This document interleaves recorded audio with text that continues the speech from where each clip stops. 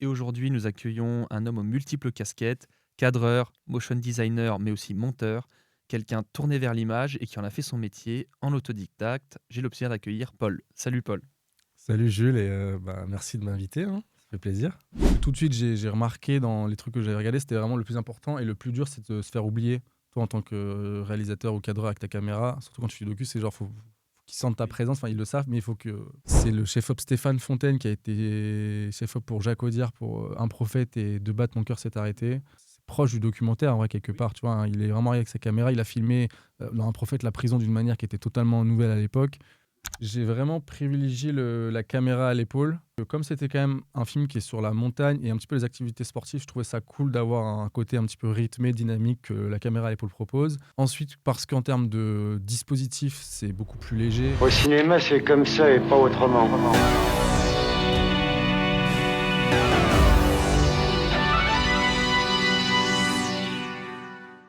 Bonjour à tous, je suis Jules de l'équipe Ciné 3000 et bienvenue dans ce nouvel épisode de Ciné 3000 Pro.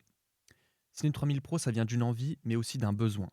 Consommateur assidu de podcasts cinéma, je me suis rendu compte que l'on s'attardait énormément sur les films, ce que nous faisons également dans notre émission Ciné 3000, mais très peu sur les gens qui fabriquent ces films.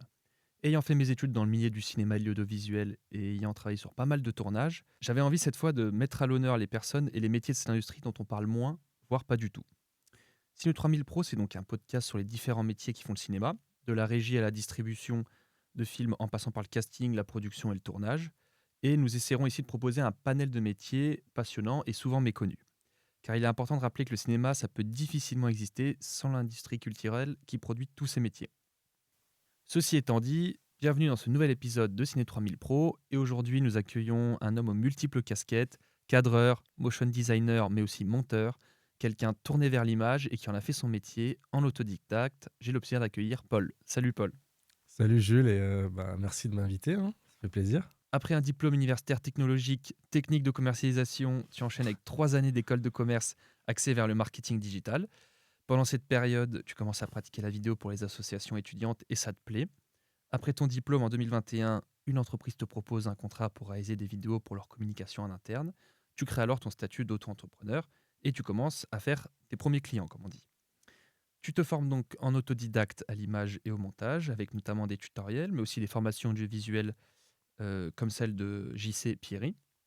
Mais tu apprends, comme on dit, tu apprends surtout sur le tas, en pratiquant.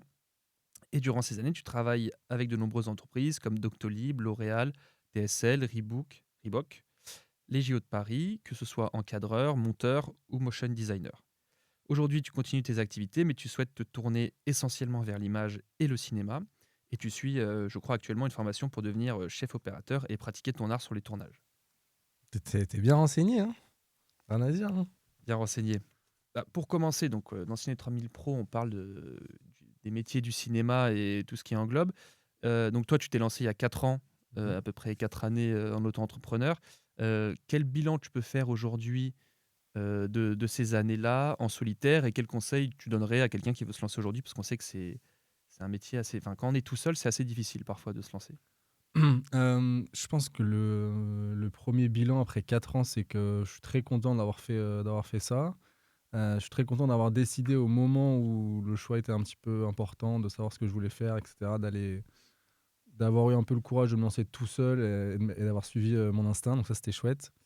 Hem, Après, attends, la question, c'était, quel bilan je fais? Je pense que les différentes expériences que j'ai eues, elles m'ont permis de voir un panel, de métiers assez différents. Comme tu l'as dit, j'ai fait du montage, j'ai fait du cadrage, j'ai travaillé seul principalement sur, l'ensemble des projets, donc j'ai vu un peu toutes les facettes. Ça m'a permis aussi de savoir ce que j'aimais le plus, dans ces métiers-là et donc c'est comme tu l'as dit, c'est l'image, c'est être derrière la caméra. Ça, c'est ce qui me passionne, parce que j'aime composer, j'aime fabriquer et par-dessus tout, j'aime vraiment les tournages, hem et c'est pour ça que maintenant j'aimerais me tourner vers une formation pour pouvoir, être vraiment derrière l'image en tant que chef opérateur ou assistant caméra dans un premier temps, pour pouvoir travailler en équipe, fabriquer ensemble. Parce que dans les 4 ans, d'expérience que j'ai eu, j'ai principalement fait des projets en solitaire, parce que ça m'allait très bien dans un premier temps pour pouvoir apprendre et aussi parce que c'était difficile d'avoir des projets plus gros, en tant qu'auto-entrepreneur vidéaste. Les genres de projets plus gros auxquels j'aspire maintenant, on les confie plutôt à des boîtes de prod ou à des gens qui ont de l'expérience. Et j'en ai pas assez et je travaille pas assez avec des boîtes de prod pour les avoir. Le conseil après que je pourrais donner, je pense que ça serait d'essayer et d'y aller en vrai. Suivez À un vos moment rêves. donné, ouais, je sais pas, c'est peut-être un peu bullshit ou quoi, mais genre, si t'as un truc en toi où t'as envie de le faire et au fond, c'est trop présent, bah faut y aller parce qu'au bout d'un moment, de toute façon, sinon tu vas regretter. Donc je pense, hésite pas. Et ensuite, c'est un conseil plus terre à terre, d'aller avec des personnes qui ont un petit peu des envies, des projets similaires à toi. Ou même si j'ai principalement travaillé seul, notamment sur l'aspect business, donc quand je fais des vidéos pour des marques ou quoi, je suis principalement seul parce qu'en gros, elles m'embauchent pour que je fasse l'entièreté. En gros, bah, je suis pas très cher par rapport à une boîte de prod, donc c'est plus avantageux pour elles. Mais par contre, pour tous les projets à côté, je participe à des sketchs avec un collectif. J'ai fait aussi des projets, même publicitaires, où on était en groupe. Enfin, pour tout le reste, ça, je le fais en équipe. Ça, je m'associe avec des gens qui sont un petit peu comme moi, des jeunes créateurs, on va dire, qui ont envie de faire. Je pense que l'envie de faire prédomine par-dessus tout. Donc, ouais, le conseil, ça serait ça. Parce que c'est vrai que toi et moi, on a un peu le même parcours. Moi aussi, j'ai fait un diplôme universitaire technologique. Moi, c'était en gestion des entreprises et des administrations. Et À pareil, Grenoble. Bah ouais. j'ai bifurqué après vers le cinéma. Et c'est vrai que, ouais, je sais que ça fait peur, mais je pense qu'il ne faut pas hésiter à se lancer, surtout quand on est jeune, pour pas regretter plus tard. Au pire, on n'est pas médecin. Si on se rate, personne va mourir. Ouais, c'est ça, C'est c'est pas très pas, grave. c'est pas grave. Donc, comme tu dis, tu travailles beaucoup tout seul. C'est quoi, pour donner une idée aux gens, quel est ton rythme de travail? Est-ce qu'il y a des mois plus durs que d'autres en termes de projets plus chargés? C'est comment à peu près quand on est auto-entrepreneur et vidéaste? Bah, c'est assez simple. Je vais imager ça avec c'est un peu des montagnes. Genre, il y a des fois où tu vas avoir beaucoup de travail d'un coup, des fois où tu vas avoir pas du tout. En fait, c'est vraiment alterner des périodes de travail intense et des périodes creuses. Parfois, les périodes creuses, elles peuvent être longues, voire très longues. Et c'est là où je pense que ces périodes de doute aussi peuvent arriver parce que bon, tu te dis, ok, voilà, j'ai plus de projet, on m'appelle plus, est-ce que je suis compétent, est-ce que tout ça. Et donc, du coup, c'est un peu un cercle vicieux parfois. Et il suffit de un contact, un client qui revient ou un nouveau truc pour éliminer un peu tout ça. C'est aussi des périodes où ça peut très bien aller pendant un certain temps. Moi, ça a été le cas. Genre, enfin, au début, c'était compliqué. Après, j'ai eu 1 an et demi où, franchement, les clients, je les démarchais pas. Ça venait à moi tout seul, ça revenait. Donc, c'était chouette. Là, par exemple, je suis dans une période où, globalement, c'est pas ouf. Il y en a de temps en temps. Il y a des fois, un contrat suffit, mais parfois, c'est compliqué. Donc, ça, faut l'avoir en tête que, en vrai, c'est quand même un. Mais je pense que ça, c'est vraiment le milieu à l'entrepreneur classique, on va dire, peu importe ce que tu fais. C'est précaire et c'est instable et c'est quelque chose auquel faut y avoir pensé pour le faire. Il faut l'avoir en tête, quoi, parce que Mhm. clairement, c'est le cas. Et c'est un truc qui peut très bien convenir à plein de monde. Enfin, moi, en vrai, ça me convient. Des fois, ça me convient pas trop. Enfin, c'est des périodes de doute. Et après, le rythme de travail, moi, j'ai le sentiment de travailler moins qu'un 5 jours sur 7, 9h-18h par semaine. Franchement, honnêtement, j'ai le sentiment que c'est moins. Après, parfois, je travaille les week-ends. Parfois, je finis à 1h du matin un montage. Il y a tous ces trucs-là. Mais globalement, et aussi parce que je pense que je fais des projets que je kiffe. Pas tout le temps, évidemment. Mais pour certains, oui. Mhm. Du coup, il y a un sentiment où c'est pas trop du travail, quoi, des fois. Oui, oui, quand il y a la passion, souvent, comme dirait le personnage dans Bref saison 2, en plus, je suis payé pour faire ce que j'aime. Donc, Ouais. et toi, tu as fait ce choix Bon. aussi de. Souvent, t'es pas payé quand même pour les Oui, projets cool. Ça, souvent, les faut l'avoir en projets tête. cool, tu n'es pas payé. Mais toi, tu as fait le choix d'aller donc vers ta passion et de ne pas prendre de travail alimentaire à côté. Donc, même si. Ça dépend des fois. Enfin, Ah, ça dépend des là, je suis fois. en travail alimentaire, Ok, là. ah, ok. Ça fait depuis. Bah, en gros, la période creuse, elle a commencé début octobre. Et là, à partir de début octobre, j'ai commencé à tourner à 2 projets payés tous les mois. Et donc, j'ai dû prendre un job alimentaire. Donc, je fais des extras à côté, je suis serveur en plus, quoi, pour au moins avoir une sécurité de. Je paye le loyer, quoi. Ouais. Oui, c'est souvent ce même schéma qui revient, surtout nous qui habitons à Paris, où le coût de la vie est plus cher quand on veut se lancer dans Ouais, l'artistique. Et faut pas oublier, oui, le job alimentaire est souvent de mise. Et bon, le but, c'est de s'en défaire pour vivre de la passion. Mais ok, ok, je savais pas. Euh, t'inquiète. Euh, et donc, comme on disait, toi, tu vises l'image, mais tu t'es essayé aussi à la réalisation. Ouais. Tu as réalisé, il n'est pas encore sorti, mais un court-métrage documentaire à Grenoble sur des jeunes en difficulté dans un ITEP. Euh, Qu'est-ce qui t'a donné envie de faire ce projet? Est-ce que tu peux nous en dire un peu plus? Quelle est la finalité? Voilà, tes envies par rapport à ça. En gros, ce projet, donc ça s'appelle De toute façon, un jour, on va arriver. C'est un ami à moi qui est éducateur dans un ITEP. Donc, pour contextualiser un peu le truc, un ITEP, c'est un centre d'éducation qui est spécialisé pour des jeunes qui ont des troubles du comportement. Donc, concrètement, ils ont le statut de handicapé. Tu as à la fois les IME pour le handicap lourd et les ITEP pour le handicap plus léger, quoi. Juste trouble du comportement. Enfin, juste. C'est un vrai handicap, mais il est considéré comme léger.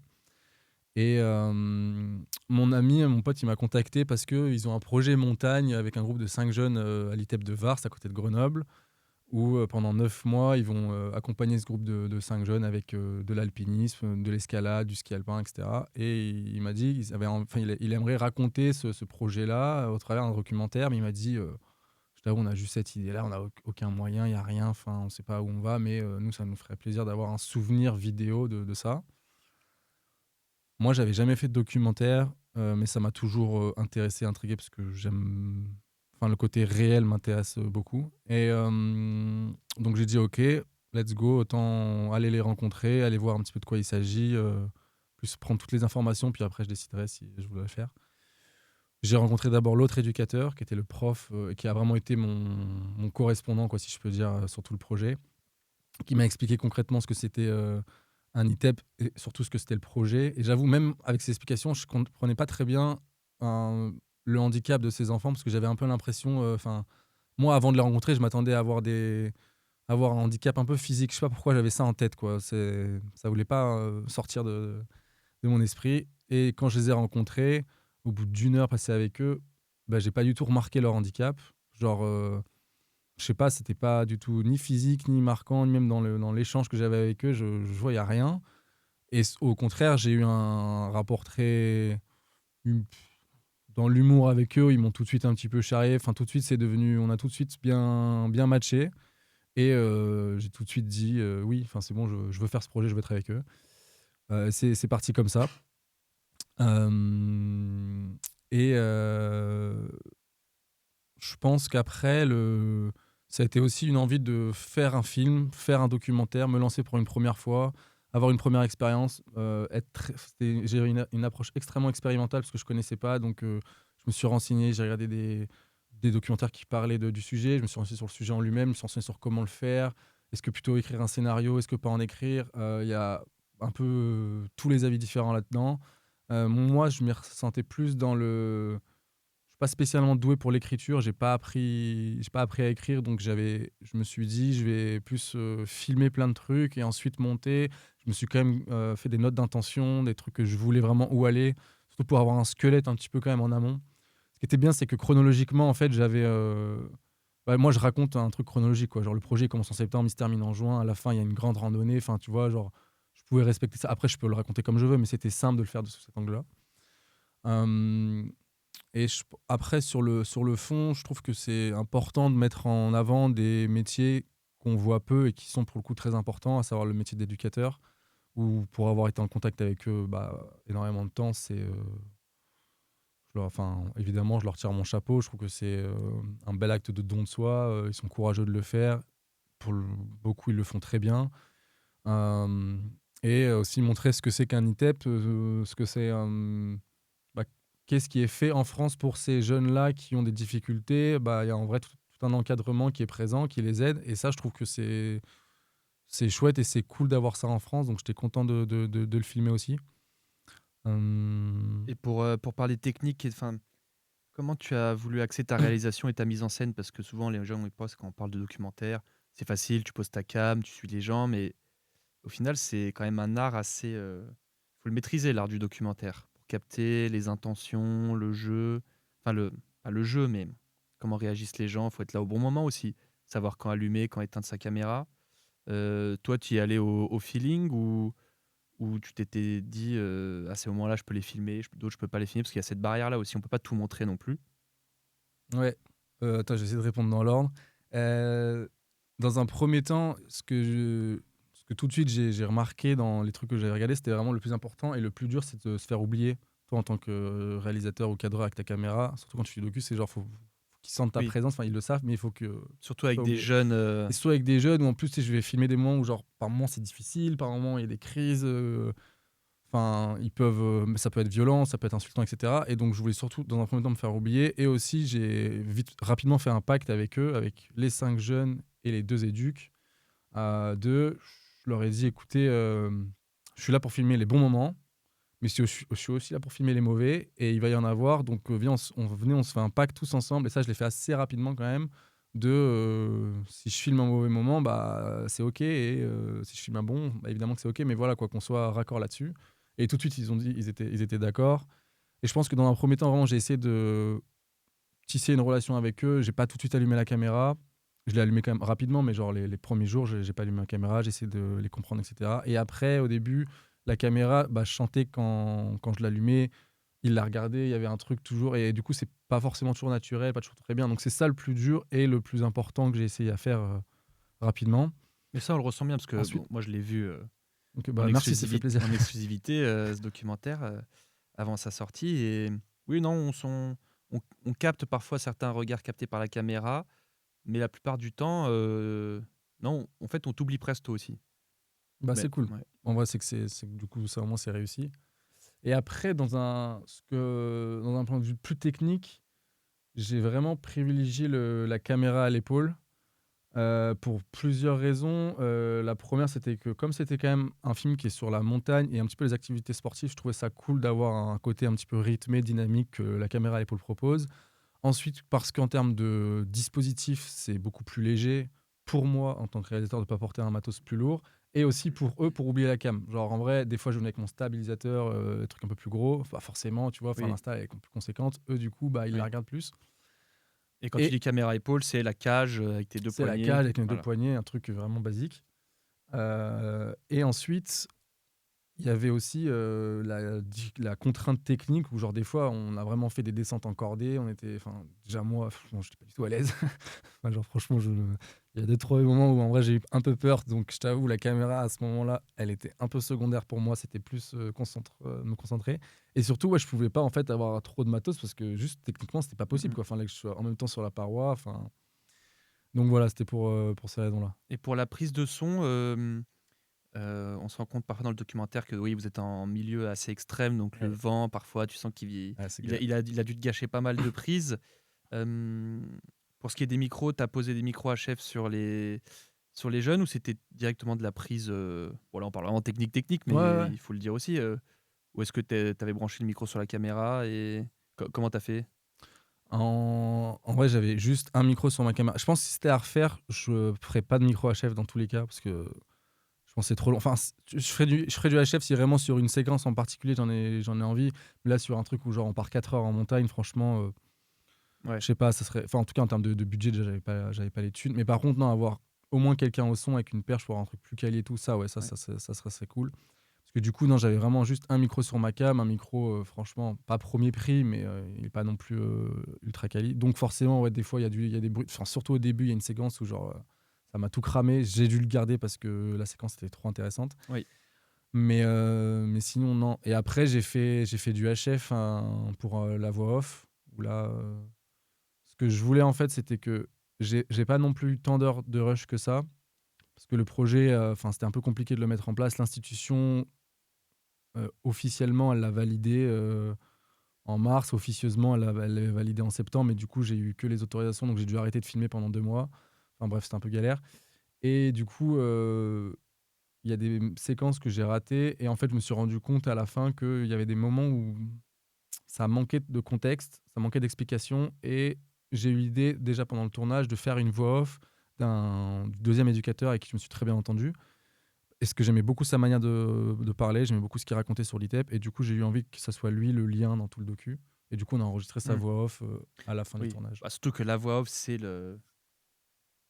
Enfin, ça fait partie, c'est intrinsèque au documentaire, presque. Il y en a qui détestent ça et qui n'en mettront jamais, mais la plupart des longs métrages documentaires, quand on parle en termes de cinéma, la voix off c'est presque souvent obligatoire, souvent pour contextualiser, parce que vu qu'on peut pas tout filmer et pas tout raconter, parce que enfin, c'est des choses qui se passent soit en privé, soit qui n'arrivent tout simplement pas.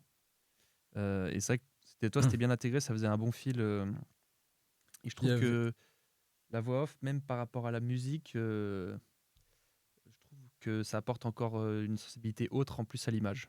Hmm.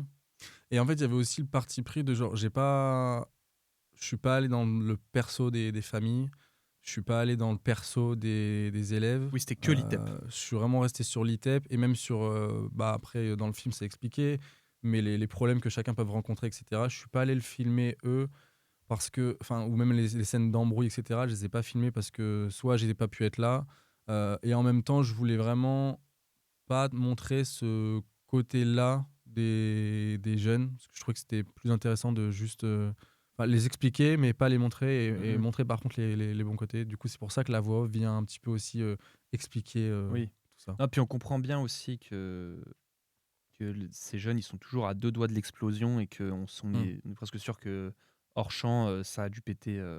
Ça a dû péter. Euh, et donc, est-ce qu'il y a des documentaires courts ou longs qui t'ont inspiré, ou certains réalisatrices et réalisateurs documentaires? Bah, en vrai, pas trop, non, je t'avoue. Je suis pas spécialement un grand fan de documentaires. Enfin, j'aime bien les documentaires, mais je vais pas te dire, ouais, moi, putain, franchement, les films documentaires. Non, non, pas tant. J'ai beaucoup regardé. En vrai, j'ai réfléchi parce que les documentaires que j'ai regardé, c'était les documentaires intérieur sport, par exemple, sur Ok. Canal. Ça, franchement, je les ai vraiment saignés parce que j'ai bien aimé le rythme. J'aime trop la voix off d'intérieur sport. Genre, elle est un peu épique. C'est le mec qui te raconte une histoire un peu loufoque. Enfin, je sais pas, j'adore.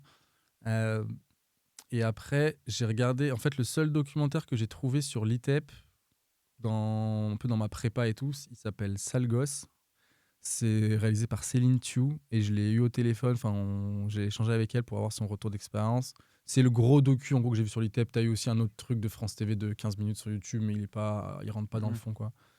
Et je me suis pas inspiré de son docu, mais je l'ai regardé pour bien comprendre un petit peu de quoi il s'agissait dans l'ensemble. Et il est trop bien, franchement. Bon, il est pas dispo, mais il est trop bien. Euh, voilà. Après, non, j'aurais pas de réalisateur de documentaire en tête. Quoi. Plus que ça. Et donc ce court-métrage documentaire qui fait 53 minutes, tu comptes l'envoyer dans des festivals? Il y a une projection de prévue normalement Ouais, il y a une sur projection Grenoble. prévue à Grenoble au cinéma Juliette Berthaud. Juste la date, elle n'est pas encore connue.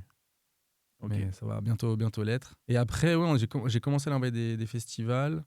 J'ai eu Oui, j'ai parce que tu es pas eu de réponse accompagné, encore. Je t'es suis accompagné accompagné, ouais. par des distributeurs. Du coup, pour mes distributeurs, je suis accompagné par Léonore Blin et Ernest Marché. Donc, qui m'aident à l'envoyer à plein de festivals. Et on fait la sélection ensemble. Mais quand on a commencé à faire les recherches, il y avait beaucoup de. Euh, Enfin, les dates de 2025 étaient clôturées. Donc, du coup, là, on va pas mal candidater pour 2026. Et ensuite, je l'ai envoyé aussi à France TV parce que j'ai eu un contact chez eux. Mais malheureusement, le film ne rentrait pas dans leur ligne éditoriale. Oui, ce qui est étonnant, Oh, mais classique, hein, je pense qu'ils ont juste pas aimé. Et puis, bon, c'est pas ouais, grave, en vrai. Enfin, oui. c'était du bonus. C'est du bonus. Et donc, comme on a dit au début du podcast, t'aimerais aujourd'hui te diriger entièrement vers la caméra et travailler dans le cinéma.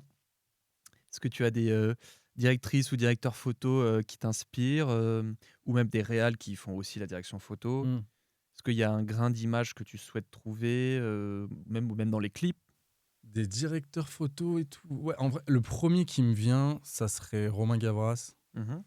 Parce que je suis un Pas bon très clip. vendeur de ce qu'il fait, tu vois. Et ouais, très clip, mais en même temps, enfin, il a quand même fait du long là maintenant. Oui, oui, il Enfin, a son fait ses longs, troisième. mais Mais lui, il vient du clip. il vient du clip. Il vient du clip exactement. Et c'est juste que, genre, enfin, visuellement, je trouve à Oui, chaque fois ce qu'il fait, c'est trop stylé. J'aime trop. Et il avait fait aussi une expo à Athènes quand je vivais là-bas. Un truc un peu genre centré vraiment sur les émotions, sur le personnage et tout. Enfin, j'aime beaucoup ce qu'il fait. Et je trouve qu'à chaque fois, il va quand même chercher un peu plus loin, un peu plus loin, un peu plus loin. toujours dans Genre, la violence, par contre. souvent dans la violence, c'est vrai. Souvent, c'est le caractère commun. Mais parce que je trouve qu'aussi que la violence a un côté visuel qui est forcément Oui, marquant, quoi. oui.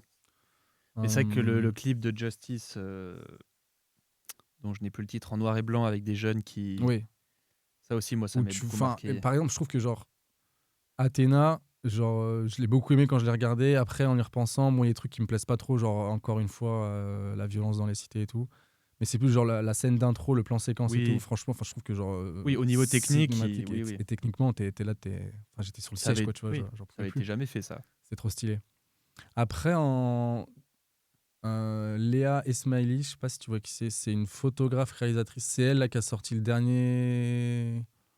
euh, le dernier clip de Théodora, mais genre en full animation. En fait, c'est surtout Léa Esmaili, ce que je kiffe, c'est je sais pas, elle a grave son univers. Elle a fait le shooting, tu vois, par exemple, de Théodora sur son album Mega BBL. Ok. C'est elle qui fait la pochette et tout. Et genre, tu vois, c'est hyper coloré, hyper marqué. Elle va dans le trash à fond. Et c'est pas forcément ce que moi j'aimerais faire, mais je trouve que, enfin, j'adore regarder son contenu, tu vois. Je trouve que c'est hyper, elle a grave sa patte. Et ça, je trouve ça fort d'avoir vraiment un truc qui est hyper identifiable. Ça, je trouve Ok. que c'est plus difficile. Et en termes de cinéma pur et dur, qui se rapproche un peu du docu, les films de c'est le chef-op Stéphane Fontaine qui a été chef-op pour Jacques Audiard pour Un prophète et De battre mon cœur s'est arrêté. Mhm. Où je trouve, tu vois, il y a un truc tellement, tellement réel dans ces deux films. Où, enfin, franchement, c'est proche du documentaire, en vrai, quelque Oui. part. Tu vois, hein. Il est vraiment avec sa caméra. Il a filmé dans Un prophète la prison d'une manière qui était totalement nouvelle à l'époque. Et je trouve que j'aime beaucoup cette manière-là d'être très, très, très proche du réel. Ça, je trouve que c'est inspirant. Peut-être pas forcément dans ce que dans l'aspect visuel que je peux kiffer chez Romain Gavras, par exemple, mais juste dans montrer comment c'est de manière hyper simple, enfin arriver à le rendre simple alors que ça l'est pas du tout. Ça, ouais, j'adore. Très bien. Bah, belle référence.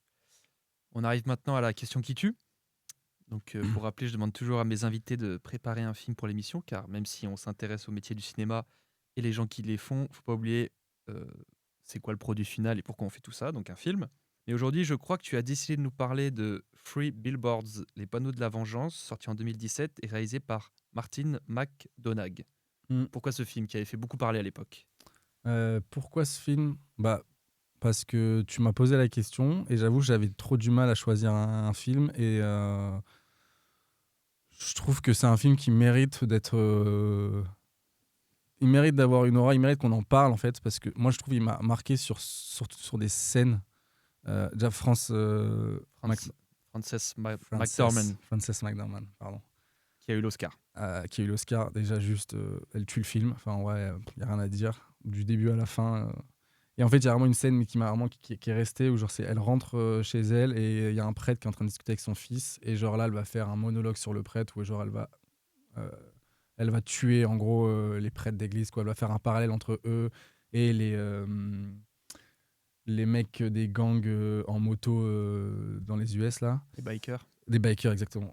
Putain, la rêve, je l'avais pas, quoi. et enfin, en fait, j'ai pas envie de spoiler ou de raconter cette scène ou quoi, mais c'est juste, le parallèle est trop bien fait. Elle cloue la bouche du prêtre et juste, c'est parfait. Puis tous les acteurs du film ont des personnages fous. Woody Oui. Harrelson, enfin, il est trop touchant.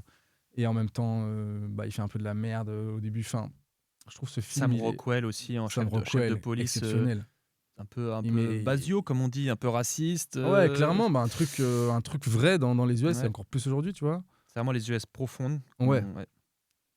Et aussi, j'aime bien les films où tu as des duos un peu improbables, tu vois, qui devraient pas normalement être ensemble. Genre, en fait, c'est juste des rencontres qui font que ça matche bien. Alors, c'est pas vraiment le cas d'une rencontre incroyable là-dedans. Francis McDormand et Caleb Landry Jones, les deux ensemble dans le film, je trouve ils vont s'allier ensemble parce que tous les deux, en fait, ça les fait chier ce qui se passe. Ils veulent combattre ça et pour différentes raisons, mais globalement, c'est un peu la même chose. Et ouais, ils vont se lier ensemble. Enfin, ça, j'adore. Puis à le côté de cette histoire, bon, ça parle d'un drame horrible. Ça prend une sorte d'ampleur dans la communauté et comment aussi la communauté réagit à tout ça dans le Mhm. truc, dans la petite ville classique américaine. Ouais. C'est vrai que c'était bien travaillé ça.